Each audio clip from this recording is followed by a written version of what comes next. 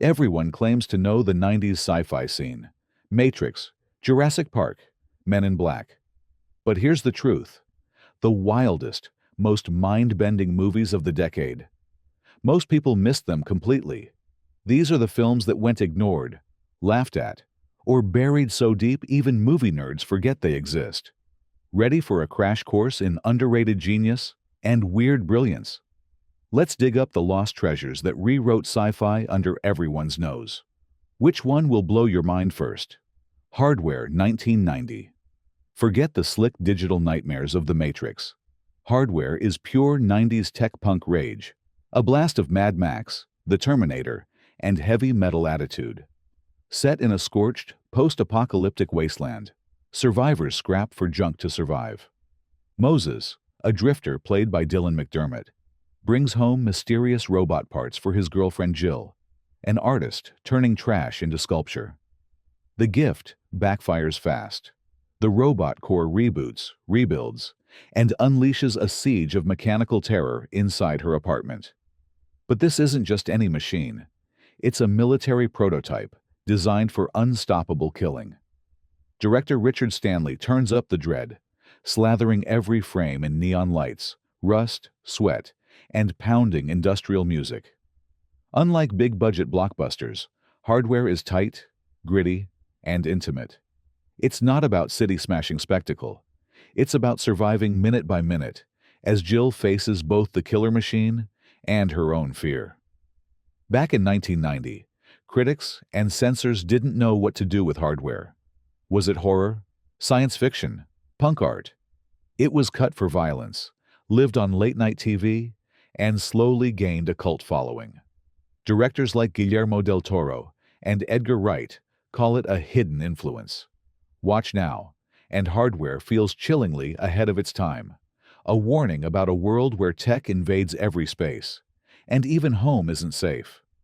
The real nightmare, not the blood, not the robot, but the question: what happens when our own inventions decide to wipe us out? If you crave sci-fi with teeth, sweat, and a deep pulse of rebellion, Hardware is the cult classic you need. It's not just a film about the future, it's a dare to survive it. Split Second, 1992. London is flooding, crime is rampant, and something monstrous is stalking the neon-lit ruins. Welcome to Split Second, a bonkers, rain-soaked sci-fi monster flick that most people missed but no fan ever forgets. Rutger Hauer plays Detective Harley Stone, a burnt-out, coffee-guzzling cop obsessed with catching his partner's killer. But this isn't a human adversary. It's a hulking, fanged nightmare, leaving behind mutilated bodies and cryptic clues. Stone storms through the story in classic Hauer fashion, breaking rules, cracking wise, and dragging along his nerdy rookie partner, played by Alistair Duncan. Together, they chase the killer through abandoned subways, flooded alleys, and all the decaying corners of a city gone mad. The monster is pure, low-budget genius, half xenomorph, half urban legend, and all chaos. The practical effects are gooey, wild, and gloriously over the top. But it's the city itself, a dystopian, rain-battered maze, that becomes the film's true star. Split Second mashes noir, sci-fi, and monster horror into a gritty cocktail, and never apologizes for its weirdness. Critics in '92 wrote it off as silly or derivative, but fans got the joke. Split Second revels in its own madness and turns every cliché on its head. There's a strange brilliance in how it mixes monster mayhem, dark comedy, and even climate change anxiety, years before that was cool. Revisit Split Second now, and it's a fast, funny, and grimy thrill ride. Far weirder than you remember. If you want forgotten sci-fi that grabs you by the throat, makes you laugh, and keeps you up at night, this is the cult classic you need to see. The Lawnmower Man, 1992. Before The Matrix, The Lawnmower Man warned us about the dark side of digital dreams. This is a movie that blurred the line between mind and machine, delivering a trip into virtual reality that's equal parts awe, weirdness, and warning. Dr. Lawrence Angelo, Pierce Brosnan, is obsessed with boosting brain power, and his guinea pig is Job Smith, a gentle, bullied gardener whose life changes when experiments launch him into superintelligence. Job's evolution is fast and dangerous. He learns at lightning speed, controls tech with his mind, and soon thinks he's beyond human. The story spirals from wonder to horror as Job's new powers turn him from a gentle soul into a digital nightmare, bending reality and threatening anyone who underestimated him. The Lawnmower Man's wild CGI visuals and trippy virtual worlds were mocked by critics. But the movie's core idea is more relevant than ever. What if human evolution could be hacked and unleashed without control? Job's journey is both a fantasy and a chilling prophecy about where unchecked tech might lead. Dismissed in its day as too weird or too dated, The Lawnmower Man now feels prophetic. Virtual reality, artificial intelligence, and tech addiction are headlines, not science fiction. If you want to see a film that looked at the digital future and flinched, this is the trip you need. Timescape, 1992. Most time travel movies are all about big effects and paradoxes. Timescape goes another way: slow burn suspense, mystery, and a creeping sense of dread. Ben Wilson, a widowed innkeeper, is just trying to rebuild his life with his daughter when a group of oddly formal, ageless tourists checks in. They pay cash, ask for certain rooms, and show a suspicious fascination with local disasters. Things get weirder fast. When a catastrophe strikes, one the guests seem to expect, Ben realizes these aren't just tourists. They're time travelers. Disaster tourists, visiting the worst moments in history to watch tragedy unfold. Timescape doesn't need explosions or CGI. Its tension is in the glances, hints, and the ethical questions that keep piling up.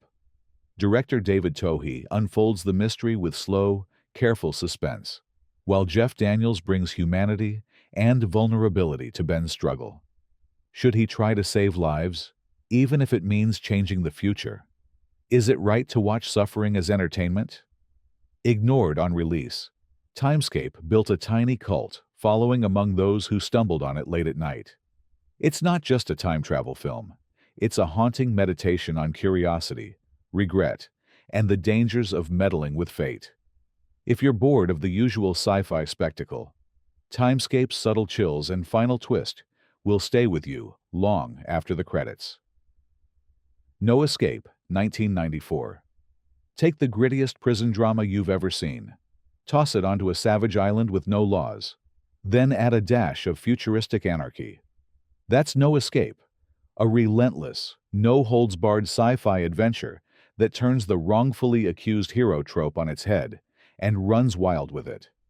If you thought the 90s only gave us charming blockbusters, think again. This one goes full throttle from the opening scene and never hits the brakes. Ray Liotta stars as Captain J.T. Robbins, a former soldier thrown into a high-security prison for killing his commanding officer. But this isn't your standard lockup. In the dystopian future of 2022, the government ships its worst offenders to Absalom, a remote island where society has collapsed into pure chaos. There are no guards, no walls, and no rules, just brutal survival. The island is split between two tribes: the Outsiders, led by a sadistic warlord who rules through fear, and the Insiders, a group struggling to build a shred of decency amid the madness. Robbins just wants out, but escape is all but impossible. With every move, he risks falling into the hands of psychopaths or being killed by the elements. What makes No Escape so gripping isn't just the non-stop action. It's the raw, lived-in world it creates. Every inch of the island feels dangerous. Alliances are fragile. Trust is deadly. Robbins is forced to choose between becoming a monster to survive or holding on to his humanity in a world that's lost all sense of it. Liotta brings his trademark intensity, turning what could have been a forgettable action role into a performance filled with grit and desperation. Supporting roles from Lance Henriksen, Ernie Hudson, and Stuart Wilson add layers of complexity. turning this island hellscape into a believable, if terrifying, society. On its release, No Escape got lost in the shuffle, overshadowed by bigger budget genre films, and dismissed as too violent, too bleak, or just too weird. But watch it today, and its world feels all too familiar. Privatized prisons, lawless frontiers, and the terrifying consequences when authority is stripped away. It's Mad Max meets Escape from New York, shot through with 90s attitude and an underdog spirit. In the universe of forgotten sci-fi, No Escape is a brutal reminder that sometimes the biggest threats aren't aliens or robots. They're other people. If you want a movie that throws you into the fire and dares you to crawl out, this is it. Don't sleep on it. Fortress, 1992. Prisons in movies are always bad, but Fortress takes that nightmare, blasts it into the future, and cranks the paranoia to the max. Christopher Lambert stars as John Brennick, a desperate man just trying to escape with his wife to a better life. It's 2017, and the government ruthlessly enforces a one-child policy. Break the law, and you disappear, forever. When Brennick's wife becomes pregnant with their second child, the couple's escape plan collapses at the border. Both are thrown into Fortress, a sprawling, underground mega-prison run by Zed, a sadistic AI warden. Forget traditional guards. Every inmate gets a body-implanted device that delivers agony on command. The walls have eyes, the corridors are lined with lethal gadgets, and every move is monitored. Step out of line, and you suffer. No questions asked. This movie revels in inventive, darkly comic tech. There's the infamous intestinator that keeps inmates in agony, constant surveillance, and cyborg enforcers ready to crush any rebellion. Kurtwood Smith brings a chilling glee to the human warden, savoring every moment of control. Brennick, meanwhile, is forced into uneasy alliances with a ragtag group of prisoners, all with their own secrets and scars. The stakes jump when he discovers his wife is alive, and their unborn child's life is in real danger. Fortress never goes for subtlety. It's loud, grimy, and totally over the top. And that's what makes it a blast. Every scene is loaded with tension, blood, and bleak black comedy. Wild plot twists and relentless action keep you on edge. Critics dismissed Fortress as B-movie junk, but it exploded in popularity on late-night TV and video. Fans fell for its wild, dystopian world, Lambert's gritty determination, and its unapologetic weirdness. Fortress isn't just about breaking out. It's about sweating through every minute, wondering if freedom is even possible. In an era obsessed with surveillance, control, and punishment, Fortress feels more relevant than ever. If you want to see just how terrifying the future of incarceration can get, Fortress will lock you in and throw away the key. Screamers, 1995. If you ever thought the biggest threat in a war zone was the enemy, Screamers is here to prove you dead wrong. Based on a story by Philip K. Dick, this overlooked 90s thriller throws you into a future where the scariest thing isn't who you're fighting. It's the machines you built to do the fighting for you. Screamers is grim, tense, and crawling with that signature 90s dread. The world ending, but not with a bang. More like a whir of blades and a scream in the dark. It's the year 2078. Humanity is waging a brutal war on the mining planet Sirius 6b, where two rival factions have fought each other into the ground. Commander Joe Hendrickson, played by Peter Weller, aka RoboCop himself, is just trying to survive and get his people home. But the battlefield isn't empty. It's crawling with screamers, autonomous killing machines originally designed to wipe out the enemy. They burrow through the sand, sense heartbeats, and explode in a flurry of razors and shrieks. The twist? They've started to evolve. They're building themselves, changing forms, and, worst of all, some now look exactly like humans. Trust dissolves in an instant. Hendrickson and his ragtag squad can't be sure who's real, who's a screamer, or who'll survive the next encounter. Every alliance is a gamble. Every noise could mean a mechanical death. The film ratchets up the paranoia with every twist, piling betrayal on betrayal, until no one knows who's left to trust. In the darkness of the planet's ruined outposts, it's not just a battle for survival. It's a question of what humanity even means when machines start to mimic your every move. When Screamers dropped, critics shrugged it off as low budget or too grim. Audiences were slow to catch on, but those who did discovered a sci-fi horror hybrid that punches above its weight. Weller gives Hendrickson a weary, wounded humanity that's rare for action leads. The practical effects are gnarly, the atmosphere is bleak and relentless, and every encounter feels loaded with dread. What makes Screamers a must-see isn't just the action or the scares. It's the way the movie nails the creeping fear that comes from not knowing who or what you can trust, a feeling that hits even harder today, in an age of AI and digital deception. If you like your sci-fi with a big side of paranoia, Screamers delivers. The City of Lost Children, 1995. Some movies transport you to other worlds. The City of Lost Children drops you into a waking dream you'll never shake. This French sci-fi fantasy is so visually strange, so deeply imaginative, it almost feels like it was beamed in from another dimension. Forget Hollywood's assembly line blockbusters. This one is pure, unfiltered invention. Set in a steampunk dystopia that looks equal parts fairy tale and nightmare, the film centers on a mad scientist named Crank, who can't dream and is rapidly aging as a result. His solution: kidnap children from the crumbling city and use a bizarre machine to steal their dreams for himself. The plan backfires. Instead of reversing his decay, he's left even more desperate, and the city's children become lost, drifting through a world that's both magical and menacing.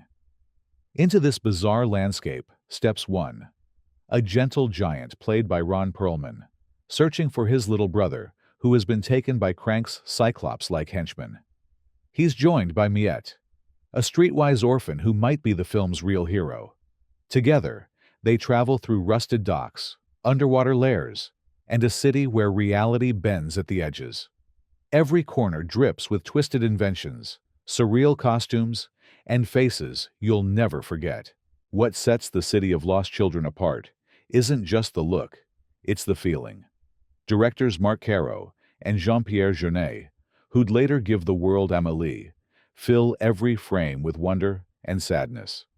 There are conjoined twins running a gang of pickpockets, trained fleas used as weapons, and villains who look like they stepped out of a circus from your nightmares.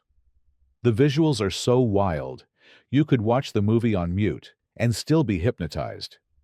But listen close, and you'll hear echoes of loneliness, hope, and the ache of childhood lost. The film didn't make a splash in America.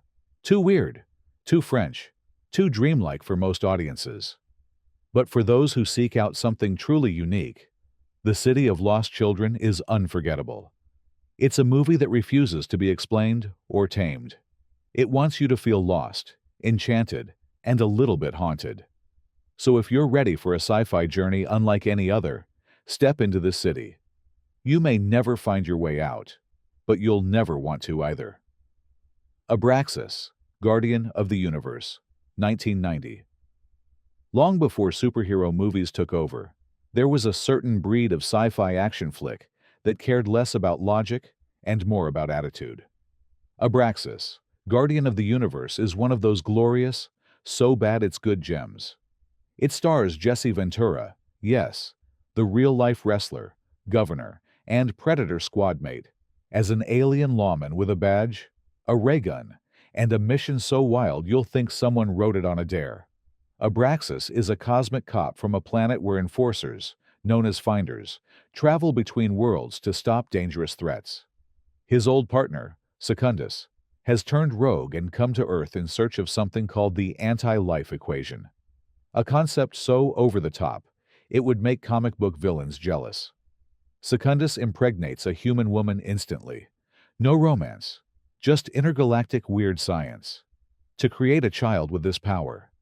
That kid, Tommy, could either save the universe or destroy it, depending on who finds him first. What follows is part Terminator, part cosmic soap opera, part after-school special. Abraasis lands on Earth, posing as a cop, with a blaster that vaporizes trees and an inability to understand human small talk. There's running, there's chasing, and there are more awkward alien learns about Earth jokes than you can count. Jesse Ventura plays the role completely straight, which only adds to the fun. His gravelly delivery turns every line into instant cult classic material. The effects are low budget, but full of charm. Think rubbery props, fog machines, and explosions that shake the whole set. But that's the joy of it. Abraasis never pretends to be high art. Instead, it's a movie that leans hard into the absurd and dares you not to have a good time. The villains are cartoonish, the dialogue is pure cheese, and the heart is surprisingly big. The scenes between Abraasis and Tommy carry a clumsy, sweet sense of found family weirdness. Critics and mainstream audiences wrote it off on arrival. The movie never got a real push in theaters, and only die-hard sci-fi fans found it late at night, or on battered VHS tapes. But those who did have kept it alive, quoting its silliest moments, and celebrating it as a midnight movie must. In a world drowning in self-serious blockbusters, Abraasis is a reminder that sci-fi can be both wild and completely unpretentious. If you're tired of gritty reboots and endless lore, give this cosmic oddball a spin. Sometimes, saving the universe just means having a blast. Star Kid, 1997.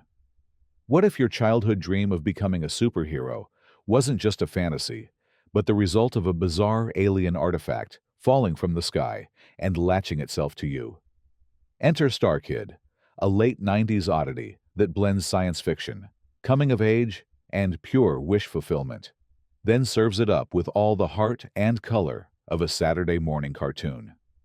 The hero is Spencer, a shy, bullied middle schooler whose life changes the night a mysterious meteor crashes nearby. Investigating the crash, Spencer discovers the cybersuit, an advanced piece of alien tech that looks like the love child of RoboCop and an action figure. When he climbs inside, the suit fuses to him, giving him super strength, flight, and an arsenal of wild gadgets. But the cybersuit isn't just hardware. It's got a personality, voiced by the always reliable Joseph Mazzello. Together, they become an awkward, mismatched team. At first, Spencer uses his new powers for the usual kid hijinks, scaring off bullies, showing off to his classmates, and pulling a few stunts that would get anyone else grounded for life. But things get serious when he learns that an alien war is on the way, and the cybersuit is Earth's only defense. Now, he's not just playing hero. He has to save the day for real. Star Kid is loaded with charm and a surprising amount of genuine emotion. The relationship between Spencer and the cybersuit is both hilarious and touching, packed with misunderstandings, learning moments, and that sweet, awkward bond that only the best buddy movies capture. The effects are cheesy in the best way: rubbery suits, cartoonish explosions, and practical effects that feel like a love letter to pre-digital sci-fi. Critics ignored the movie, calling it too silly or too childish. But for a generation of fans, Star Kid was the movie that made them believe anything was possible. It doesn't just ask, what if you could be a hero? It shows you, with heart, jokes, and a dash of cosmic danger. If you want a break from cynical blockbusters and endless reboots, this is your hidden gem. Sometimes, the best adventures are the ones you stumble into by accident. The Arrival, 1996. Forget everything you know about alien invasion movies. The Arrival is the paranoid, slow-burn cousin to Independence Day and Men in Black, a movie that didn't need flying saucers or city-leveling explosions to get under your skin. Instead, it went for dread, conspiracy, and the creeping suspicion that maybe, just maybe, the real threat is already here. Charlie Sheen plays Zane Zeminski, a sharp but disgraced radio astronomer whose obsession with finding extraterrestrial life has ruined his career and wrecked his credibility. One night, while sifting through signals at a satellite station, Zane intercepts a broadcast he's sure is proof of alien contact. He reports it, and the next day, he's fired, blackballed, and branded a crank. But Zane's not giving up that easily. What follows is a relentless chase for the truth, one that takes him from urban rooftops to the sun-baked deserts of Mexico, dodging shadowy government agents, corporate saboteurs, and something much, much stranger. The genius of The Arrival is its commitment to suspense and slow revelation. The aliens aren't invading with laser beams and death rays. They're here to quietly terraform the planet, changing Earth's atmosphere to suit themselves and speeding up global warming to wipe out humanity. Their technology is hidden in plain sight. Their agents can look human or close enough to pass under dim light. Every encounter is loaded with suspicion. Every shadow could be an enemy, and every trusted ally might be a threat in disguise. Sheen's performance is all nervous energy and desperate intensity. He's a man on the edge, racing to uncover a conspiracy, while the world rolls its eyes at his paranoia. The movie's visuals are sharp, filled with eerie angles, strange gadgets, and nightmarish glimpses of the invaders' true forms. The pace never lets up, building from subtle unease to all-out panic. On release, The Arrival was lost in the summer blockbuster shuffle. Critics missed the subtlety. Audiences wanted spectacle. But watch it now, and it feels shockingly ahead of its time. A warning about climate change, unchecked corporate greed, and the dangers of ignoring inconvenient truths. If you like your sci-fi with a side of goosebumps and a dash of conspiracy, The Arrival is your ticket. Just remember, when everyone says you're crazy, you might be onto something. Retroactive 1997. What if you could go back in time just 5 minutes, again and again, trying to fix a tragedy, only to watch things spiral further out of control? Retroactive takes this mind-bending premise and turns it into one of the most suspenseful, off-the-radar thrillers of the 90s. It's a small movie with a huge hook. How many times can you try to save the day before you lose yourself? The setup is deceptively simple. Karen, a former police psychologist, played by Kylie Travis, finds herself stranded on a dusty Texas highway after her car breaks down. A seemingly friendly couple, Frank James Belushi, delivering one of his best unhinged performances, and his wife Rayanne, stop to pick her up. The tension builds quickly. Frank is volatile, Rayanne is terrified, and Karen's about to be caught in the kind of roadside nightmare that turns deadly fast. But just as you think you've got the story figured out, Retroactive hits the gas and veers into science fiction territory. After a violent showdown at a remote gas station, Karen flees, only to stumble upon a secret government lab and a time travel experiment that throws her back 5 minutes before the chaos started. Now, armed with knowledge of what's about to happen, she tries to fix things. The problem?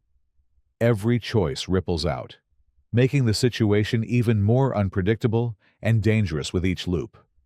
What makes Retroactive so effective isn't just the clever premise or the tight direction.